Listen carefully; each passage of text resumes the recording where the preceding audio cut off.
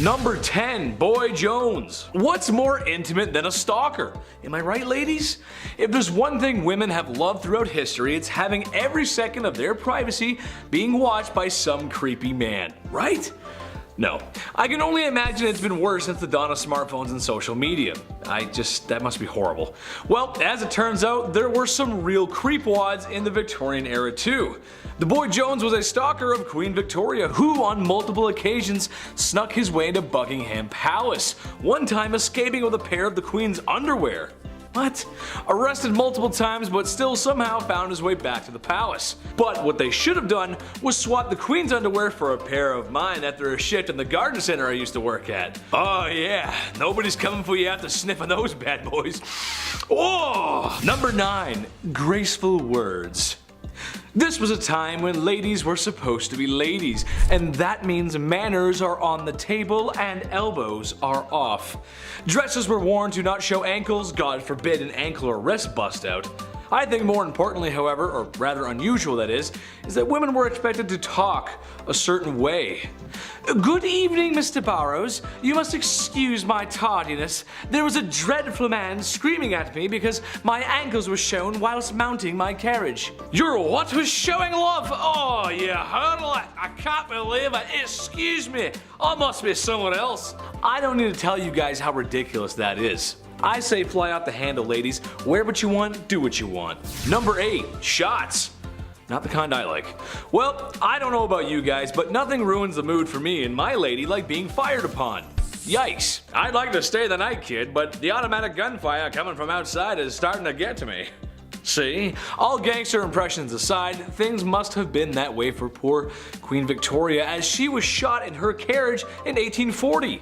A young man fired 2 shots at her carriage. More attacks would actually follow in the coming years. It's kind of hard to feel that certain kind of way after bullets go grazing past your pretty face. The worst thing that ever happened to my generation was making sure nobody was home when you were studying with your boyfriend. I was too busy playing Call of Duty, but at least I never got actually shot at. You know what I mean? That's just a good thing. Number 7, expectations. Alright, this one goes out to all the married ladies in the audience. Hello, how are you? I'm doing great, thanks for asking. I'm curious as to why you got married and what your expectations were. Did you marry your high school sweetheart and live happily ever after? Maybe you had a shotgun wedding and after one night at the saloon. Maybe you just really wanted to find a nice man and settle down, start a family, be a mother. I think any of those options are great, so as long as you have options. In Victorian England, you were expected to do the latter. Women were expected to get married and have kids, and that's about it really. My question is, why were ankles and wrists an issue but giving birth isn't? What I mean is it's kind of a compromising position to be in. All I'm asking is that the girls get treated fairly and given choices and be allowed to show some ankle. It doesn't make any sense. You can look at her business down there but you can't show an ankle? That doesn't make any sense. I'm a magician. Number 6, double standard. Divorce sucks. It's no fun. The person you once loved and cherished is now the villain in your story. I love McDonald's and I don't ever want them to be the villain in my story. I love you guys. Gotta get those Happy Meals. Divorce is something that isn't new. Honestly, it was probably invented the second after marriage was. In Victorian times, men had the right to divorce their wife if they had committed adultery. Women could not. Well, if you refer to my last part, you know that men were doing more than a little window shopping when it came to women. When men left town for business, they would have hired the services of a woman who patrolled the streets at night. No, I'm not talking about Batwoman either. So men can divorce women if they dare to do what they did on a regular basis. Yeah, that's totally fair. That's good. Equal. Absolutely. Yeah. Number 5. Emo Girl. All the Forever Alone people, raise your hand. Let me hear you roar XD. I like to joke around a lot and say I'm a lawyer, a firefighter, and the cutest guy on the whole wide internet. But if there's one thing I know, it's people. I like people. I love them. I spend a lot of time with them, and after hearing this, I've come to the conclusion that this is where the emo girls come from. I figured it all out. It's down to a science. I'm a scientist now. Do you ever get that feeling in your tummy on Valentine's Day because you know it's going to be another one alone? And you'll be forced to be on your own, and that means sad music and crying in your room. Same, it's Drake's Marvin room for me. Well, single women in Victorian times had similar issues. Since women were expected to marry and have kids, single women who were also forever alone were pitied by society, which I argue is just way worse. No one wants to be pitied. Ugh. Number 4, gold diggers. She take my money when I'm in need. As she driving. Okay, anyway, back to the actual content. Well, not exactly. While today in a place like sunny California, you might see an older man with a woman who's half his age. Maybe he's driving a nice car, or she's got on the very best and latest from Louis Vuitton. Stylish, yeah. Most of us think some thoughts about what we might think is going on there. We can kind of be judgmental sometimes when we see things like that. However, looking through a lens of 2022 to Victorian times might make the women of Victorian times appear to be gold diggers, but in reality, it was because all of their financials were tied to their husbands, legally too. Which, if you can imagine, that system didn't work too well. What if your husband is broke? What if your husband is running amok with sultry lasses on the street corners? Like I said before, no divorce, but even if she could leave him easily, supporting herself afterwards was going to be an issue, especially financially. Number 3, birth factory. Just pump them out. The faster the better. Quantity over quality. Just get them out. The use of birth control, as you can tell, was not a common practice. Anyone who's over the age of 25, ask your grandparents how many brothers and sisters they have. I'm willing to bet it's in the 6 to 8 range. Let me know in the comments below, I'm curious. A trend that would continue for a few decades after. Education is important, and I'll get to that in my next part. Women were simply expected to act this way. Maybe it was the sign of the times since the Industrial Revolution was in full swing. Maybe the factories needed workers, I don't know. Which, in case you didn't know, they used children as employees. Maybe not so nice. Unfortunately, that was when there was an issue, and there were many. They had no HR to go to, and that was the least of their worries, really. Number 2, no school for you. No higher education for women. Banned from going to university. I don't think so, not very nice, no. Honestly, any society that doesn't want half of their population to go to school probably has a few things to work out. It's a boys' club, and they can only go to university so that they can learn to be smarter and be businessmen, so they can earn money and thus have the facilities to court a woman who really doesn't have a choice anyway. Women had jobs, not careers. And they were all the jobs that you can think of. The ones that were too feminine for men, as women were too feeble to participate in a men's job, which is just the most ridiculous thing I've ever heard. I'm happy to say that in 2022, we showed them wrong. Chetty loves everyone. Just remember that, I love everybody. You go, girls. Number 1, strict rules. Okay, so after a night in the bed sheets with the gal that you love, or maybe the one that you found, there's a good chance that 9 months later, a smaller version of you two could be walking around. A byproduct of intimacy, if you will. This was always something I wanted to rant about, but I always found it strange how strict parents and teachers from this time were with their kids. You gotta brush your hair, bed made, and whatever you do, don't ask for more gruel. Please, sir, could I have some more? Whatever that Charles Dickens book was, I think it was Oliver Twist. They made us read those books as kids, and I don't know why, because they're kind of boring. From the extreme military code ethics happening at home to the long days in a factory at work, being a kid was tough, man. Earning the punk rock blues of today. I'm just a kid and my life is a nightmare. Number 10, no calling, no gifts. This is a time in history when men were told to be gentlemen and women told to be ladies. Naturally, that came with some weird social practices. For instance, women were discouraged from accepting gifts from men. Personally, I like to give my girlfriend flowers and chocolate. I'm a classic guy, what can I say? Can't go wrong with that. However, even if a handsome silver-tongued devil such as myself were to give some flowers and the finest dark chocolate a 7-Eleven has to offer, and a most promising woman were to accept said gifts, she may not be able to call me back. Literally because, well, the phone isn't exactly a thing yet, and also because that's something else women were just discouraged from doing. Call on a man? No way, Jose, even if he is super nice and waiting for a genuine response. One etiquette guidebook from 1882 called any woman who calls on a man ill-bred and positively improper to do so. I like when people give me flowers and chocolate. Maybe call me sometimes, I'm a little lonely. Number 9, act like a lady. How dare ladies do anything unladylike? Oh, said every man ever in the Victorian era. This is a time in history when ladies gotta be ladylike. That means makeup, corsets, and don't you dare do anything masculine. Oh, that's me angry.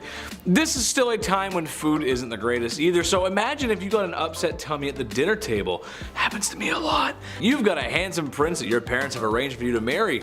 When you go to greet him, you do it with a simple gesture, as kneeling to curtsy could turn your linens a certain shade of embarrassment that 1800 stain cleaning technology could never wash away. You'd poop yourself. Where's Billy Mays when you need him, right? How dare women do such things as go number 2, or even worse, break wind? Oh, the nerve!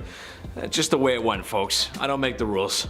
Number 8, charged with love. Naturally, this was the past, and not being open to homosexuality was just the way it was. Especially when tucking yourself into bed at night alone wasn't allowed either. Homosexuality just wasn't gonna happen. They just weren't gonna be approved of it. It's just how it goes. It sucks. However, it's almost as if there's been love on this earth since day one, and to stop that kind of love, it's just silly, man. Wherever I go, everyone is welcome on this channel, or my Twitch. Chetty loves everyone, because in reality, this is a time period where you could wind up in jail for that kind of love. And as Austin Powers would say, that's just not very groovy, baby, yeah. Strangely enough, homosexual relationships between women might have been completely overlooked, as they were sometimes mistaken for women being friends. Yeah, I know. Some women even lived together, but given that they probably needed each other for financial support, people just kind of thought that's how it went, and they ignored it. It's like they live together, and you start putting the pieces together, and it's like, you know, I don't know, something weird going on there.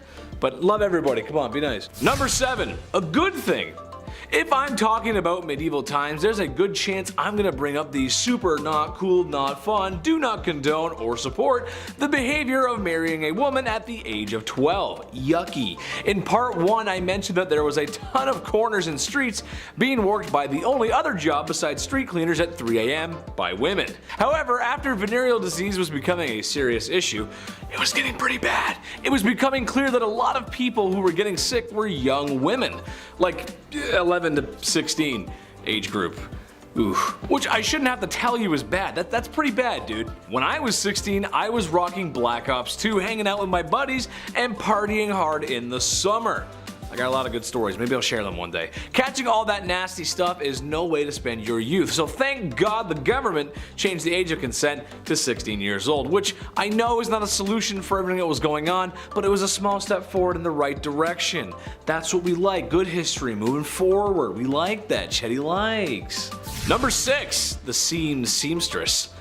Being that the Industrial Revolution had started and business was booming, people needed to travel for business, or more specifically, men needed to travel for business, which means they gotta be away from their wives, and that means they're away from the very thing we're talking about today, bedroom stuff. How did men solve this issue? Well, there was no shortage of ladies roaming street corners to aid in that matter. However, there's an option with a little less syphilis. There were aids or early blow-up dolls called travel ladies. Strangely enough, it was stored in a gentleman's hat. What? That's so wrong. Once it was ready to be used, it was inflated and reassembled. This is a quote from an ad from one of the products. It is inflated to the essential part of the woman wanted by a man. That just doesn't sound very good. This is why we have boards of people to check stuff from products before it gets shipped out to the public. I feel like that just wouldn't fly very well today. Number 5. Big polluter. This just doesn't make any sense. It never did to me, and it still doesn't. But in case you didn't know, self-pleasure was a big no-no, commonly called self-pollution, which honestly is very funny to me. That's just hilarious. Don't self-pollute yourself, Chris. That's bad. Don't do that. That's naughty. It was a sin and thought to be a cause for many ailments. I'm sure you've heard the classic saying that for guys, if you decided to go bump in the night by yourself, there's a good chance you'd need a walking stick because it would make you go blind. Women were also targeted, however, as for any pearl polishing by women was thought to be hysteric and needed to be treated for such. Look, the truth is, any man who wants to wax his carrot or woman tuning a 1-dial radio should be able to do so without judgment of society or medical remedies of snake oil doctors.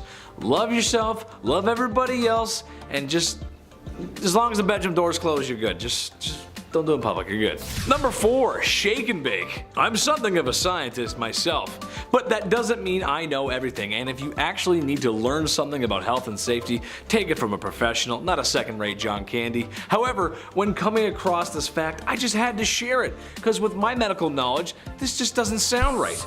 Alright, so kids, we know how they're made. I don't need to go into detail for that. However, there was this idea back in the Victorian days that if a woman danced shortly after doing what mommy and daddies do, then there was a chance that her pregnancy just wouldn't happen. Or perhaps more commonly after riding a horse. Same idea. Okay. Which is frankly horse. I mean, come on. My mom always told me when she was baking that I had to be quiet and stop running around the house or the cake she was baking wouldn't rise. Well, they always did. I love chocolate cake. I mean, really, I do. I'm starting to wonder if there's a connection here. I was a rowdy kid. Number 3, the Kensington system. Poor Queen Victoria. I know this is kind of a stretch, but it relates back to the whole mistreating women thing. But basically, it was something implemented in order to control the young royal, make her dependent on her mother, whom she was not allowed to be without. Basically, modern day strict parents. Now, all the kids watching right now, or all the kids who've grown up, how well did that parenting work? Let us know in the comments. I'm willing to bet it created a little bit of a divide between parent and child. Am I right? That's exactly what happened with Queen Victoria. Shouldn't be surprised, really. Being a parent is tough. I get that. But squeeze too hard and the sand falls through the cracks of your hand. Victoria wasn't even allowed an hour to herself. And I don't care who you are, no matter how charismatic or bubbly. Everybody needs some alone time. Number 2, a healthy breakfast. Okay, not Victorian London, but this is just too funny not to mention, and it's around the same time period, very close. As the great minds of the time thought, self-pollution was a big no-no, and the reason for these urges was often related to food. Some thought eating meat would make you down bad, so a man named John Harvey Kellogg, you might have heard of him, aimed to cure the sickness of self-love. What if a man had a delicious, nutritious meal to eat, especially at the start of his day? Cornflakes by Kellogg's, the very same cereal that's probably sitting on top of your fridge, yeah, was partially originally designed to stop you from feeling those carnal urges. Now, not sure if that works. I mean, go ahead and tell me how you feel after eating a bowl of that. I had one this morning. I feel fine. I don't feel any different at all. I mean, I'm just, well, not really feeling the same about Pam Anderson anymore though. Number 1, rising action. This could get some married couples into some trouble if they're watching, so sorry. It's gonna be hard to talk about this without saying it because YouTube will send a stern letter if I do, but here it goes. The deed was not considered done unless both parties had signed off on it, had their toes curled, reaching the peak, your magnum opus, the way I feel when I eat at McDonald's, DEFCON 1, or simply mispronouncing organisms in health class. I feel like once you're involved, you're involved. And to me, that's a done deal. You can't really reverse it from that point on, regardless of any of my euphemisms, but that's what they thought. They thought if you both didn't climb that mountain together, it didn't happen. Cause science. Number 10, bottomless undies. I think I speak for everyone when I say that putting on a clean, fresh pair of underwear is a nice feeling. Gone is the brown underwear that was once white of yesterday, replaced with fresh, loving linen of today. Now, if you're also like me, then you probably have some underwear with holes in it. I'll throw them out eventually. I'll get around to it. Just wear them a few more times first and then I'll get rid of them. But did you know that some ladies' underwear in the Victorian era had no bottoms? Yeah. Part of the many layers of clothing that women were wearing back then, their underwear had no bottoms, which to me is the whole point of wearing bloomers in the first place. You gotta keep your business warm and packed away. I just don't understand what the point of having it all hang out is. That's just stupid. I don't know. Number 9, no razors. There's a joke about the 70s, George W. Bush, and garden hedges here, but I'm gonna let you fill in the blanks. Basically, this is a time in history where you cannot hop in the whip and drive on over to your local hair razor dealership because there ain't no whips and there ain't no CVS. Or Shoppers Drug Mart if you're Canadian. Today you can buy disposable razors pretty much anywhere and there's multiple models for doing so. When things get hairy, you got options. Women in the Victorian era were not so lucky. They had to go for the natural look. Now, not that there's anything wrong with that, it's just I feel like a girl's gotta have her options. She gotta be able to, you know, do her own thing. Why not? Number 8. The dirty tames. When you think of Victorian England and the people, there's only really 2 classes, the wealthy and the ones who are broke and sound like they're from Peaky Blinders, love. Yeah, that's right. However, even for women of high esteem with their bottomless undies and lady maidens growing a flush, the streets of Victorian London weren't very bourgeois, to say the least. Muddy dirt roads, thieves, beggars, and a really bad smell. It just didn't smell very nice. Oh, and also a really scary guy, but we'll get to that in part 1. But perhaps the most disgusting was the Thames River, which after years of treating it the same way Brendan Fraser was treated after the Mummy franchise was over, wasn't a good look. It was full of filth, sewage, garbage, and animal cadavers. So much so that it was said you could walk across the river on top of them. That is no place for a lady to be. Ooh. Number 7. Calf ear appetizers. This one goes out to all the folks who like their steak well done, as this may be too much to stomach. Given the way food was prepped and handled back then, I would agree with most folks that cooking the devil out of your meat was probably just the safer bet. Sucks for me because I like my steak rare as you can make it. Blue, almost, honestly. I love it like that. I am also willing to bet that most of you folks who like your steak well done aren't a big fan of fat and gristle. I also love fat and grizzle. I just like meat, what can I say? What I'm getting to is calf ear appetizers. Yes, cooked calf ears, which I'm pretty sure are just like pure cartilage. Higher class women could often find themselves at parties where they would serve up this chewy delight. You'd probably just be chewing on that for a while. I feel like most people wouldn't like that. Is Chris a cartilage guy? I don't know, we'll see. Number 6. Hand cleavage. This goes for every inch of the skin really, but women had to cover up back then. That means no ankles, neck, or God forbid a wrist. If a man saw a wrist, they would act ooh. Well, I don't know if they were that down bad, but women of higher esteem wore gloves. There's etiquette to gloves. It was all part of the culture, which means only women with dosh could practice such glove etiquette. I say no woman should have to cover up. She should wear whatever the heck she wants when the heck she wants to. However, with the gloves, I believe there's a separate issue. I have an issue being a big dude with asthma. I sweat a lot more than the average folk. It just sucks, but if I was a fair lady with those gloves on, well, I might want to leave them on. Wouldn't want to ruin anyone's appetites for calf ear appetizers because the smell and the sweat, it just, ooh, be gross, ooh. Number 5, dresses too big. This is something I'm glad isn't a thing anymore. I'm not a person who likes to dress up. I'm a simple dude. Casual and comfortable is my forte. However uncomfortable wearing suits is, I like to think I clean up well. And I understand sometimes you gotta wear drip. It's just how life goes. Sometimes you gotta dress up. I just don't think people should be showing up to any formal events in cowboy boots and a popped collar shirt. I've known a few of those people. But what I'm really talking about here is the obtuse size of women's dresses and just the whole culture of women's fashion back then. It's just crazy. Large and overbearing dresses with enough material to use as blankets when you sleep. I know that couldn't have been fun. It's horrible. Especially with my sweat problem. A few hours in a suit and maybe a few beers later and the first thing I'm trying to do is take the suit off. It gets tight and sweaty in there and it's just a lot of material. It's just too much. And doorways, trying to get through doorway, ugh. Forget about it. Number 4. Fava beans. Well, after all that sweating and being around all that foulness, ladies needed to detox. How about a nice face mask made of beef? Yes, that's right. To keep their skin young and beautiful, they would drape a slice of beef over their face. Nothing like a little Hannibal Lecter before bedtime. Now, I hear you saying, well, Chad, that's not that bad. Okay, but think about this though. For the time period, that beef was probably yucky due to food processing practices of the time, and there's just no fridges. That means it would stinky. I hope it was at least winter before these ladies decided to beef up like that. This process of beef was supposed to rejuvenate the skin because beef contains some important vitamins for such. I can't recommend that. You just walk in with the beef and, hello darling, yes. Gross. Number 3, hot Christmas. This is just so dumb. I'm just gonna go ahead and tell everyone at home right now not to do this because I know some of you and some of you are gonna be like, oh, thanks Chetty, that's cool. No, don't do it. I'm a doctor, a lawyer, and a firefighter. Basically, this was a super fun game that felt like something out of Johnny Knoxville's head, not Victorian families gathering at Christmas. Basically, they would gather at Christmas to play a game called Snapdragon.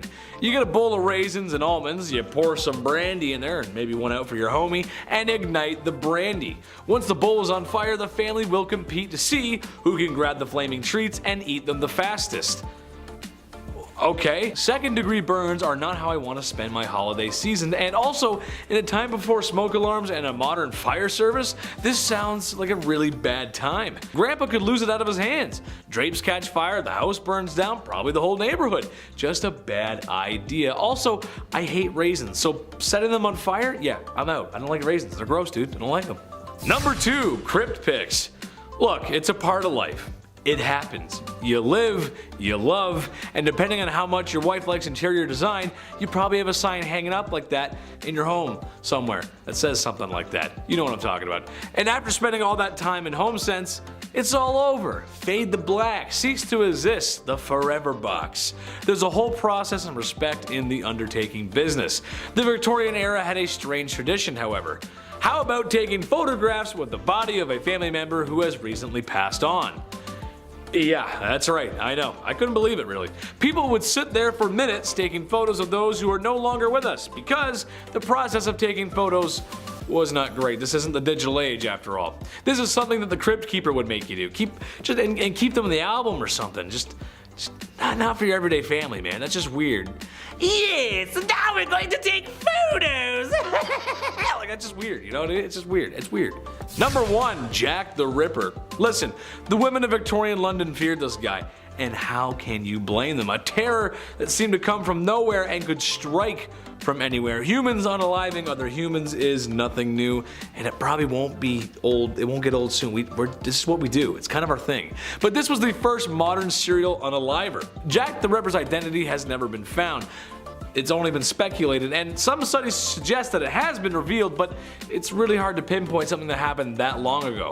He was nasty and the crimes were awful. The photographs of the crime scene do not exactly follow today's media rules or decency, as it's really just horrible and it's just really messy and bloody and just gross. It's kind of hard to talk about this era without Jack the Ripper. Women should feel safe at night no matter what era it is. That's right, ladies, I'm on your side. At number 10, veil. Through this video, you will come to find out that a lot of the wedding traditions that we practice these days have some pretty messed up origins. We'll get through a lot of them throughout this list, but let's start off by talking about the bride's veil.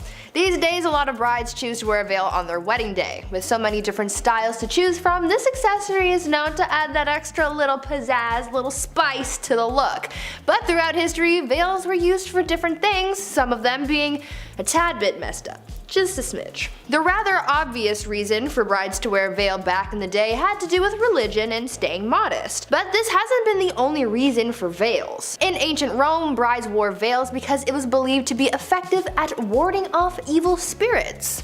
The most messed up reason for the veil, though, at least in my opinion anyway, has to do with the wedding transaction, so to speak. Since back in the olden days, marrying your daughter off was seen as more of a transaction, brides would wear veils to cover their faces and they wouldn't be lifted until after they were proclaimed husband and wife, so that the groom wouldn't be able to back out if he didn't like how his bride looked. Seems pretty messed up to me, but what are your thoughts on it? Tell us down in the comments. Number 9. When doves cry. I've been to one wedding where they released doves, like actual real life doves, and I was like, do they actually do this? I couldn't believe my eyes. I didn't know it was a real thing. Why do we do this? Well, because doves mate for life, and they build a nest, and then they Netflix and chill until the end of their dove days. Sounds like perfect symbolism if I've ever heard it. Back in ancient Roman and Greek times, doves were often used as gifts from the bride to the groom. Pretty shitty gift if you ask me. Here's a bird that we now have to both take care of. The snow white ring-necked dove is used by magicians. They can't fly too well, they don't have a homing instinct, whereas rock doves, the ones commonly used in weddings that we see fly away over Nana's head, they have a homing instinct for hundreds of miles, so they're perfect for the gig. But they couldn't be released during foul weather, and they needed 2 hours before the sun sets in order for them to fly home. The wedding band has less rules than the doves. That's amazing. Their rider is much smaller. If you were to catch one of these doves at a wedding, you were also allowed to keep it back in the day. Also, great hands. I don't know who's catching birds or why they want to keep it and put it in their pocket, but you do you. At number 8, best man. These days, the role of the best man normally goes to the guy who's closest to the groom, whether that's a brother or a best friend. But back during the time where women were married off like property, the role of the best man was very different and was all about protecting one's assets. Back then, bride napping was actually very common, so if there was someone else who wanted to marry someone who was already promised to another person, they might try and steal her away for themselves. Yeah, why?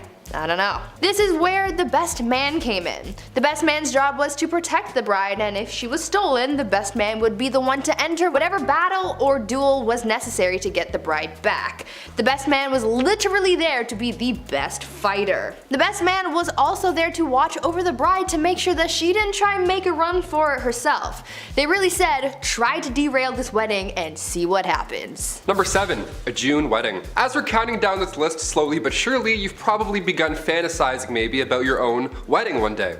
Maybe it's a beach wedding, maybe it's themed like a winter wonderland. Doesn't that sound cozy? It's your big day, get creative. They say the best month to get married is June, and from a Canadian point of view, I can absolutely agree with that. In ancient Roman times, however, getting married in June was a must, not just a thing you wanted to do. See, June was the month of the god Juno. They protect women in life when it comes to marriage and childbirth, so if it's between that and like, I don't know, Halloween, obviously we're gonna go with June, better omens for sure.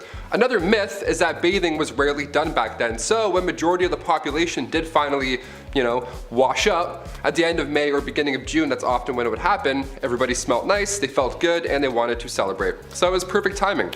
Better get me while my pits smell good, you know? That's a myth, but I can also see it checking out. A June wedding in ancient Roman days was also done so that after a spring birth, the mother can quickly hop back into action and help with that summer's harvest. Maternity leave who? Never heard of her. At number 6, hashtag twinning. You know how at weddings the bridesmaids are usually wearing matching outfits? Well, this tradition dates back centuries, though it has changed slightly over the years. Remember how I mentioned that people would sometimes try to kidnap the bride on her wedding day? Well, other than the best man and the groomsmen trying to play their part in protecting the bride from being taken, the bridesmaids also played a part in that too. The bridesmaids used to dress identically to the bride so that it would make it harder to spot her and therefore prevent anyone from kidnapping her. This practice dates all the way back to ancient Rome and feudal China and didn't really start to fade out of tradition until around the 1880s.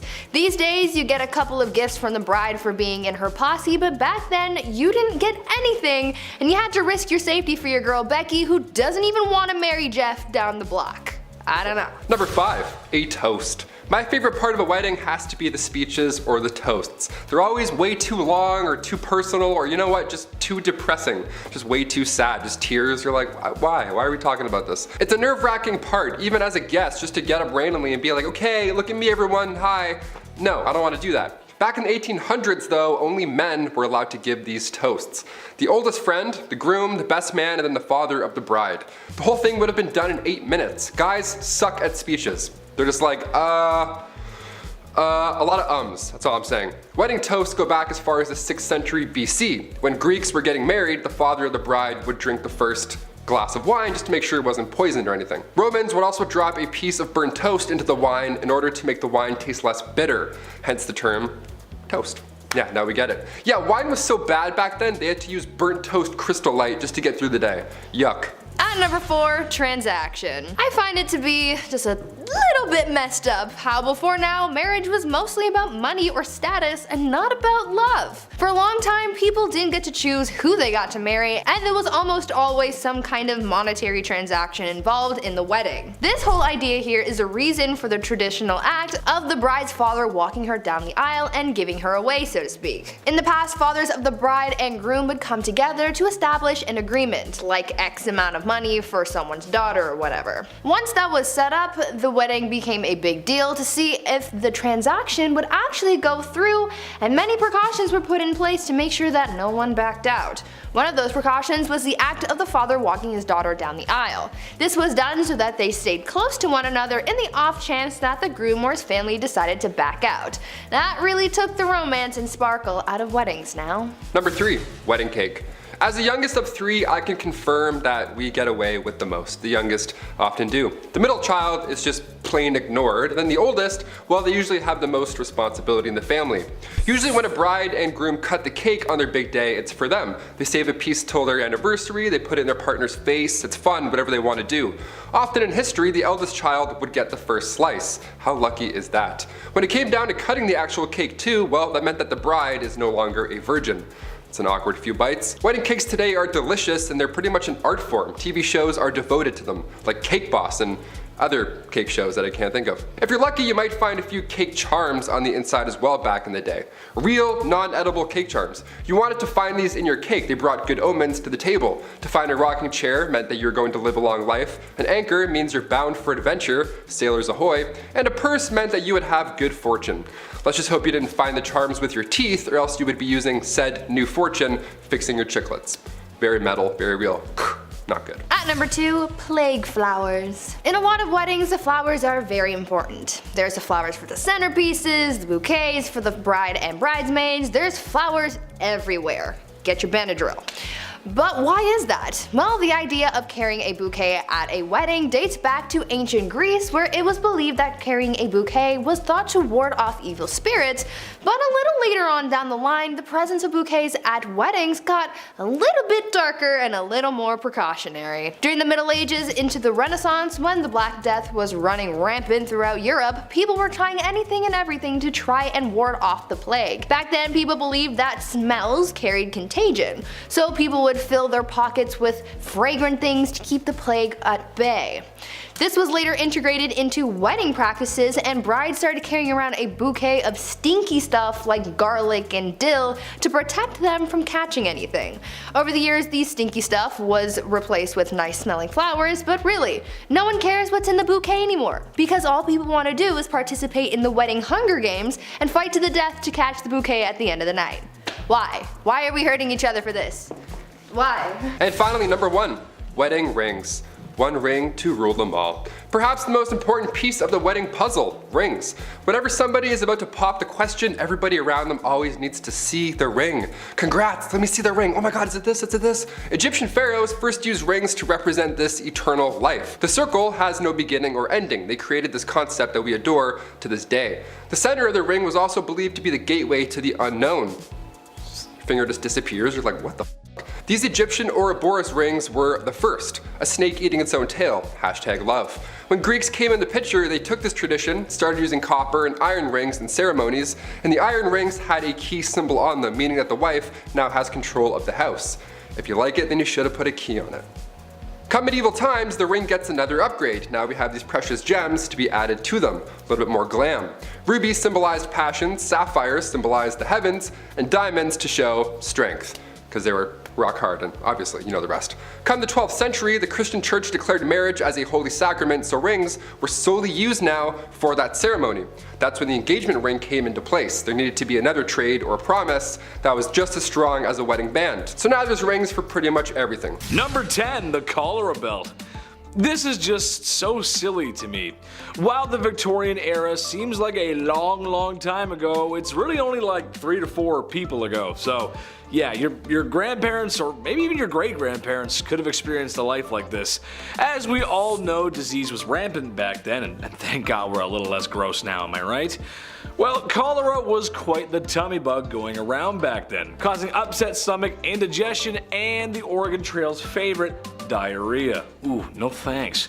So the people of Victorian times came up with something that, well, wasn't only functional, but fashionable too. Very nice. The cholera belt was a piece of red fabric that was to be wrapped around the belly to keep you warm. That's because people thought having a cold belly caused cholera. Because yeah, that definitely gives you cholera. Yeah, for sure. Yeah. That's what does it. It's not. It's a sickness. It's a virus. Number 9, Scheele's Arsenic Green. For some reason, green was all the rage back in Victorian times. I'm not sure why. I'm personally not a fan of green, but except for the green screen. We love that. I know you guys can't see that, but I love the green screen. When I was a paint mixer, sometimes people would bring up the wildest colors for me to mix, and they weren't for art projects. They were for walls. So weird, but I digress. There was a common color back then called Scheele's Green. It was made in a lab by a spooky, scary Swedish guy named Scheele. Go figure. This color was used in everything, dresses, fabric, paint, you name it. The trouble is, it was a compound of copper and arsenic. Therefore, it was toxic and caused a lot of harm. It also had links to cancer. For example, when Napoleon was banished to St. Helena, the walls of the house he was staying in were painted with shades of Scheele. Eee, that's not good. Pretty sure he died of stomach cancer too, so there's a connection there. Number 8, Beetle dresses. Like I said, the green color was really in at the time, and There were other ways of achieving such a gorgeous glow besides using shield paint. Similar to how Cleopatra made her eyeliner, some dresses in Victorian times were made with pieces of Beetle. Ugh. I'm sure there are some folks out there who probably don't mind that, but for the rest of us that don't care for Halloween or My Chemical Romance and Tales from the Crypt Keeper, hard pass. Basically any beetle or colorful bug that wings, or I guess caprices, was worth keeping was prepared and sewn into fabric. The finished product doesn't look like it came from creepy crawlies. It actually looks kind of good, to be honest. Mind you, this is a time when a lot of things were still done by hand, so there's a little bit of love in each beetle you stitch. That's kind of nice. Mom helped out with that one. That was nice. Number 7, wearing black for weeks. Losing a family member is tough. Life can get hard. In Victorian times, passing away was a big deal. There was usually a big funeral, flowers, tears, everything, the whole works. The crazy part is, you were expected to wear black, or mourning clothes as they were called, thought to be an outward expression of one's emotions and feelings. However, it's not like that one funeral of the distant uncle you had, where as soon as you got home you ripped off your suit and hopped on Call of Duty to see what your friends are doing. Oh, on the contrary, my ninja diffusing friends, because in Victorian times, your search and destroy matches would require you to wear those black mourning clothes for a long time. Sometimes even weeks and months on end. Queen Victoria wore hers for years after her husband passed, and it was odd to see her in anything but black. That's a weird story. That's crazy. Number 6, aniline dye. In 1856, William Henry Perkin was trying to create an anti-malaria drug using aniline. After all, the British were spending an awful lot of time in foreign nations doing as the British do and needed a cure to keep doing what they do. Well, he did not find a cure for malaria, but he did discover it makes a very lovely dye that makes deep reds, purples, and black. You need that for the funerals. Naturally, this picked up a lot of steam and began to be used in everything from socks to shoe polish. Yeah, I know, right? Trouble is, once people got enough exposure to the clothing with aniline dye, their skin would go red, itchy, inflamed, and was known for causing really bad headaches. That's because it would absorb to their skin and poison their blood. That sounds pretty actually, I don't want that. Number 5, zinc chlorine coats. This one's bad, man, but it was stopped before it became a trend, thank God. Picture this, it's Victorian London and you're but a humble city servant. Your job is to clean the streets. One night it begins to rain, as it is known to do in England. I hear it rains there a lot, I don't know. And the city provides these humble men with coats that have a zinc chloride layer in the fabric. It was supposed to protect against rain and wetness and whatnot. A lot of chemistry in this video, but some might already guess that this was a bad idea. Zinc chloride is not only corrosive, but water soluble. So, after a shift in the rain, a lot of these men came back with really nasty chemical burns. And no, they didn't have emergency showers like in Heisenberg's RV. They didn't have that, or your high school chemistry class. It was really bad. They stopped it immediately, because that's really bad. Number 4, asbestos fabrics. Chris will like this, he'll remember these. Picture this, it's 2004. It's Saturday afternoon and your dad just got finished watching an episode of Trucks. Nice. And now you have control over the TV remote. Saturday morning cartoons, here we come. I used to love the Kirby Show, he's one of my favorites. Love that guy. But just before you change the channel, there's a commercial with an old man who looks very concerned. And he says, "Have you been affected by mesothelioma and or because of exposure to asbestos? Then you may be qualified for compensation." I believe it went something like that. Maybe I should call Saul Goodman. Where's he when you need him? All jokes aside, those commercials were not joking. They weren't joking around at all because it's been known asbestos was very harmful for a long time. So yeah, it was pretty bad. Victorian times were no different. Mostly used in things to protect from heat or fire, and while it did do the job somewhat, it was very harmful for the lungs. And like the old man says in the commercial, it could be cancerous, hence mesothelioma. I said it right there. I said it the first time when I was impersonating him, and now I can't say it. Mesothelioma. There it is, mesothelioma. Number 3, radium makeup. Okay, sure. I'll give you that radiation and radioactive materials were pretty much being discovered and barely understood for the time. Okay, sure. It was new. Look at Madame Curie. Tragic story there. So when the very interesting radium was discovered, it got thrown into everything because, yeah, why not? Radium makeup, radium watches, you name it, radium was in it. While at first exposure to radium, you'd be fine, not too much to worry about. However, after years of direct physical contact on the skin, Yikes, there's going to be a problem. It's radioactive. It's the reason why you shouldn't get too many X-rays. Not that it's radium, I'm just saying radiation in general is not good for you. Not much to explain in this one except it was used and manufactured in women's makeup and they used it, and I'm sorry, that's just rough. Number 2, mercury hats. Mercury was nothing new in the medical field in Victorian times. It had been used in ancient China for a long time before that. And yes, it was poisonous. It was harmful too. However, in Victorian times, some hats included mercury in their production process. Now, why is that so bad? Well, because mercury makes you go insane. Hence why they called it Mad Hatter's disease. I could not think of a worse name for a disease. Now, not that it's a fashion point, but this was also readily used for treating syphilis at the time. So something that's readily available for the public and health would wind up in closed production. It makes sense. If there's a lot of it, sure, it makes a lot of sense. But it makes people go crazy. Sorry, who's talking to me? What? No, I'm just kidding. Joke, funny. Number 1, cellulose nitrate. This one's crazy. As you can tell on this list, there's been a lot of clothes and fabrics mixed with some naughty chemicals. Naughty! Of course, this is years before OSHA or WMS, so it probably wouldn't happen today. However, this one takes the cake. When cotton, or a cotton-like product, is introduced to nitric acid, it forms cellulose nitrate, which is also known as flash cotton. Not because it takes its shirt off at an edgy concert, but because I cannot stress this enough how unstable and flammable it really is. Even the slightest heat source could set it off. There's even stories of people spontaneously combusting after being exposed to items made with such. The lights in the studio, they'd probably set it off. That's how sensitive it is. That's pretty crazy. More sensitive than your first day to prom, you know what I'm saying? Kicking off the list at number 10, skincare routines.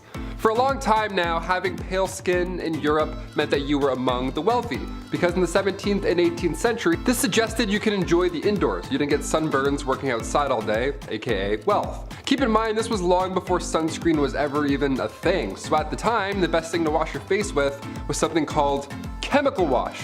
That was a mighty wash. This thing packed a punch, that's for sure. This wash would ideally get rid of sunburns, pimples, ringworms, smallpox, scurf, or morphew. I don't even know what scurf is, but it sounds awful. I don't want it. And your skin afterwards would be pale and literally glowing. Thing is, all these foundations were made with old-timey, horrible, poisonous recipes. One of these facial creams, I swear, I'm not making it up, was literally this. Steep the lead in a pot of vinegar and rest it in a bed of horse manure for at least 3 weeks. What? I'm trying to get rid of bags under my eyes. How am I supposed to steep lead? What am I, Walter White? I don't know how to steep lead. I can barely steep tea, let alone lead. Moving on, I'm upset. Number 9, natural or painted. Today the internet is full of makeup tutorials in every corner. Doesn't matter what style you're looking for, help is now available. You can learn how to draw on eyebrows while listening to a true crime story. You know what I'm saying? It's perfect. The makeup game is crazy, but back in the 1800s, you only had 2 looks to choose from, really. You had the painted look or the natural look. Natural was light on the makeup, more of a paste look than anything, almost like you're a Victorian painting, you know? One of those. But to achieve the lighter look, Europeans would use actual paint, like paint. Just lead-based paint. And the most important part of applying this is that you can't smile. You can't even move at all. Any emotion will cause the paint to literally crack. Again, that's why all these paintings are so serious. Madame X, the portrait of Virginie Amélie Avegno-Gautreau, originally painted back in 1884. At first, Sargent made the woman's strap slipping off her shoulder. That was a little, scandalous, a little oopsies. That was deemed too scandalous for the upper class society around him back in the 1800s, so John had to literally repaint these straps back on. Yeah, backlash was so strong, John had to move after he sold the painting. The guy left Paris because of spaghetti straps. What a nightmare. But this is what I'm talking about. You start drawing veins on pale skin, people would lose their mind. Love that pale veininess. Number 8, beauty patches. 1800s beauty patches came in many different shapes and sizes. Take this portrait from 1755, for example. Joshua Reynolds painted Charles IX, Lord Cathcart, rocking a pretty large beauty patch. The guy literally looks like the rapper Nelly. That's massive, it looks like a band-aid on his cheek. Whereas other fabrics used in the 18th century were much smaller. They were tiny circles, hearts, stars. If you found this, you'd think somebody was gearing up to go to an Arctic Monkeys concert. They were often used to cover up smallpox scars. They were made out of silk velvet and they were applied with glue. Now the patches were dark black to make the pale pop, but the location of where these went also had purpose. A beauty patch in the corner of your eye meant that you had a lot of passion.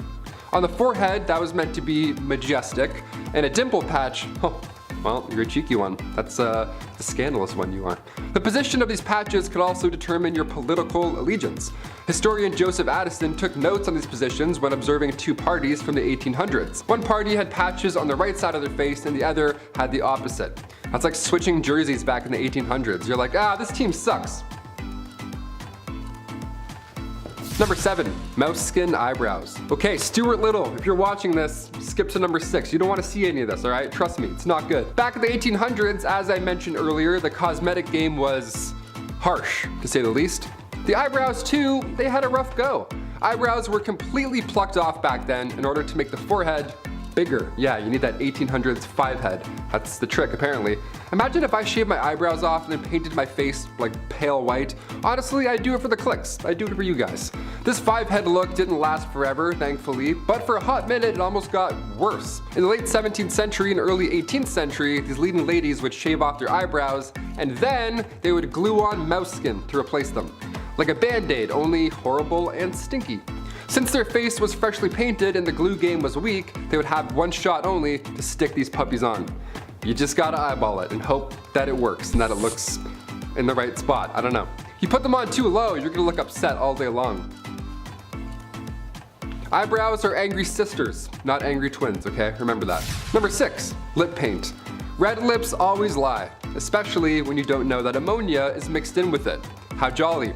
Back in the Victorian era, the pale look, red lips, beauty marks, you were trying to look like a literal queen. That was the whole point. So women in the 1800s would either make their own compound themselves, which didn't work, obviously, or if they had some money, they would buy some. The main ingredient in these days were not ideal. Crushed up insects, which already could cause allergic reactions when applied to your lips, but the ammonia mixed in really put the nail in the coffin at that point.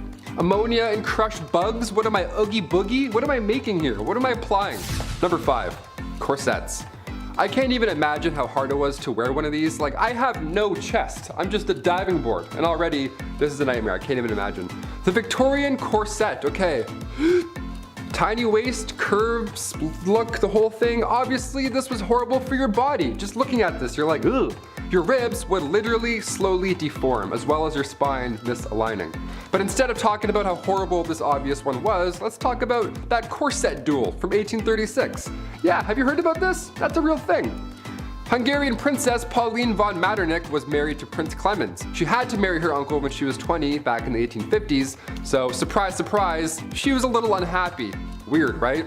So since the marriage began, her husband, he was involved in numerous affairs. He liked going after actresses or singers, whatever. He barely paid any attention to her. That is until, she started to have fun in life. Then he's like, ugh, what are you doing? Yeah, once she got over this gross prince, she had a great time. She drank, she smoked, she defied convention, but most notably, her duel in the summer of 1892. She challenged another royal, a countess, to a duel in nothing but a corset. How badass is that? To this day, it's not yet determined who won per se, but a princess dueling in the dark after some drinks? Yeah, that should be a musical. Forget Frozen. I want to watch this on DVD. Let's go. Number 4, deadly nightshade. Macbeth's soldiers used deadly nightshade to poison their enemies. And during the Victorian age, women would apply nightshade to their eyes, just so they look nice. Awesome, so this is horrible. Let's talk about it. The pupils would become larger after this, okay? That was the whole point of putting poison in your eyeballs. The thing that makes deadly nightshade so commonly known is the sweetness of the berries. Have you ever been outside and you see a berry and like 30% of you really wants to eat that berry? Well, curiosity kills. Deadly nightshade can be found in Europe, Asia, and Africa. It grows purple flowers in groups of 3, along with those inviting purple berries. Just 2 to 4 berries can kill a human being, so don't. When in doubt, just don't eat them. And the flower as well. Don't ingest this, you'll get poisoned. And also, don't put any near your eyeballs, in this century or the next.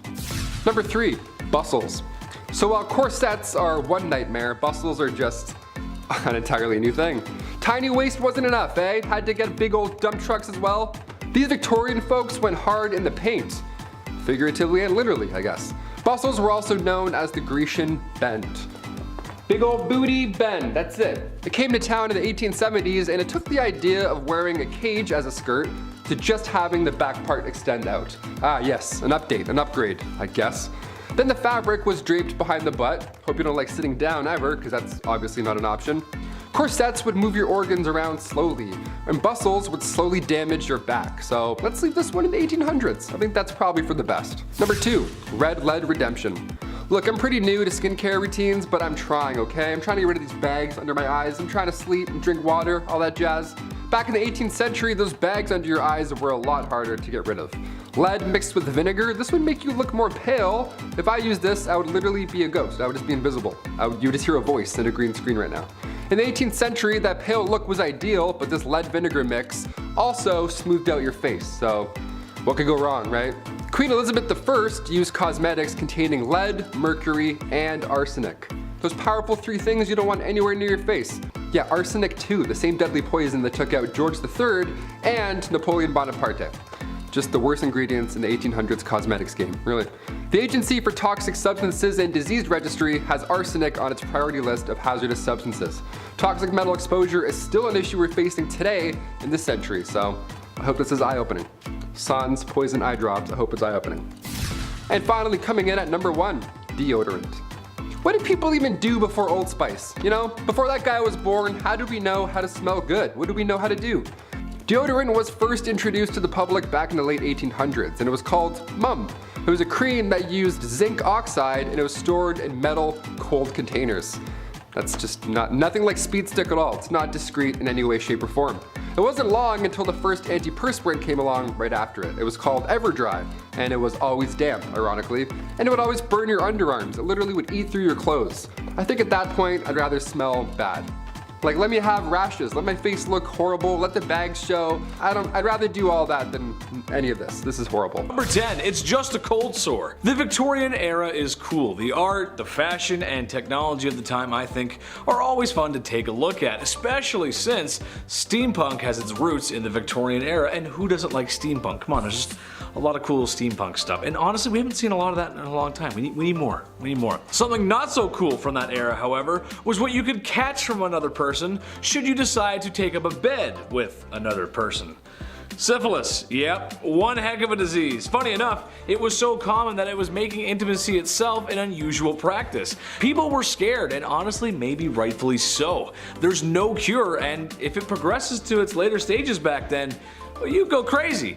And then you end up being that guy that's always screaming in the streets. Every city has one. You know what I'm talking about. Number 9, the French letter. The issues of intimacy and its repercussions were becoming quite clear in the Victorian era. Something had to be done, as spending any amount of time in the brothels could have you shucking barnacles off your lower deck in the morning, if you know what I mean. Introducing the revolutionary new invention, prophylactics. For those that are college age, you might find it disturbing that these party favors weren't made of rubber or disposable. Yeah, hear me out. They were made of sheep's guts, and they had to be soaked first so they would become flexible. Because when you put these bad boys on, they had to be fastened on. It's not very good, not very attractive. Once the deed had been signed off on, the device was then washed and then hung up to dry like your dirty laundry. Once it was dry, it was placed in a small box for the next time. Because seeing your wife's ankles might make you feel a certain kind of way, and now you just have it ready to go. And number 8, the products of our sins. Having fun when the lights can be turned off is great.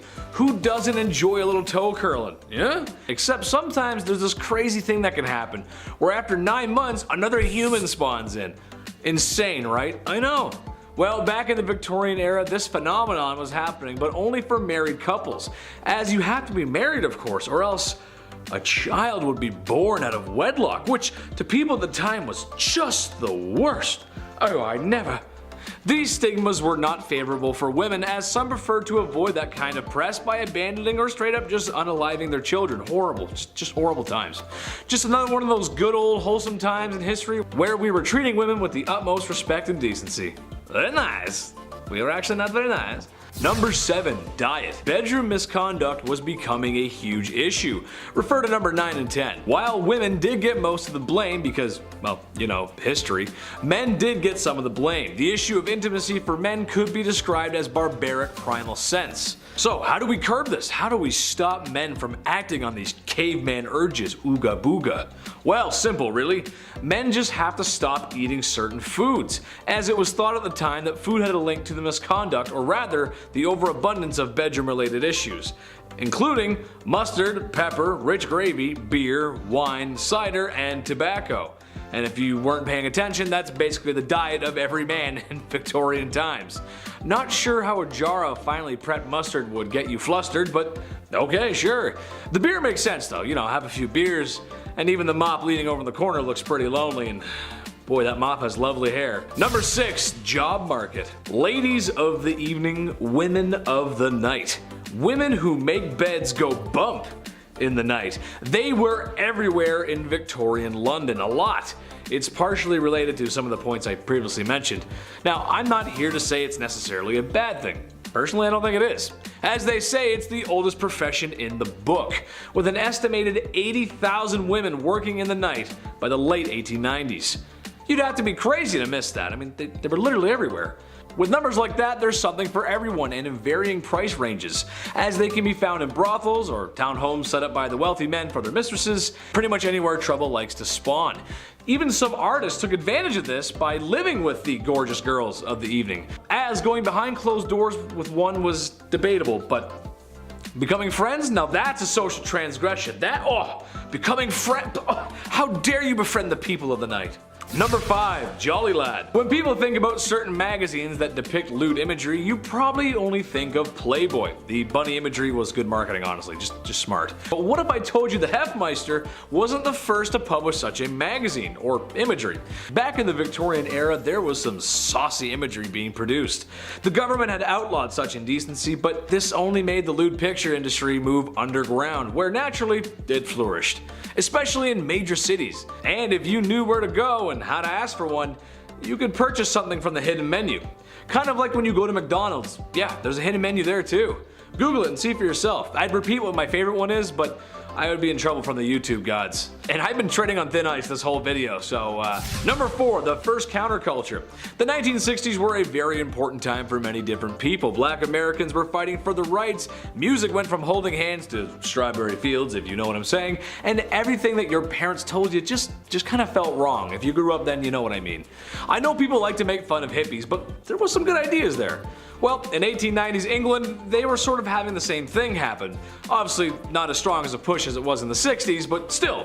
Basically, after all the oppression towards bedroom relations, people began to open up.